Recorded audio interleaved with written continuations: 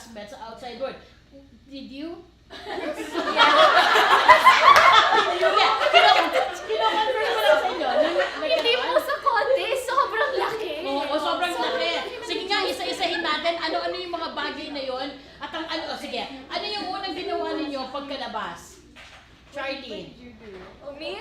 I ate. Kumain ako. I saw my family. Tapos kumain po talaga kami. Anong kinain mo unang-una? Chicken. Chicken?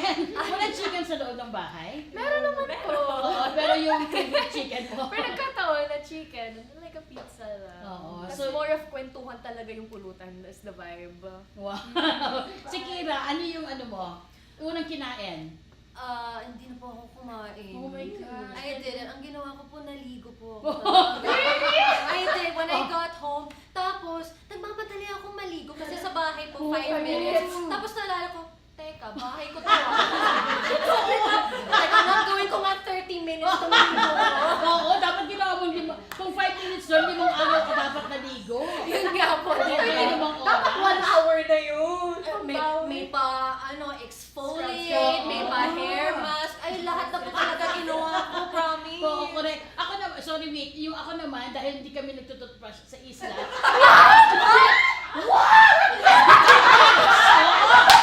Hindi kami nagtututbrush eh. Okay na po ako sa bahay ni Kuya. Okay na po ako sa bahay. Alam niyo ba, mas matindi ko talaga sa survival. Anyways, as in talagang kung gaano kami katigal nag-stay doon, once lang siguro kami nag-toothbrush, nanalo pa kami sa award. Ay, sa reward. Paglabas ko, ayun, nakasanayan ko na hanggang ngayon hindi na ako nag-toothbrush. Hala! Ano ba palayo sa akin? Wala pong dental care pa mag-sponsor. Yun, kaya sabi ko yung paglabas ninyo, 5 minutes. So tinanong nga ako, sige nga, bigyan ka ng 5 minutes, kaya mo ba? Tinanong nila ako, kaya ko eh, sa isla nga walang ligo eh. Kaya 5 minutes, diba? Okay, tapos, pero bukod sa Kira, ikaw, na yun ang unang mong ginawa, yung naligo, ano pa, what else?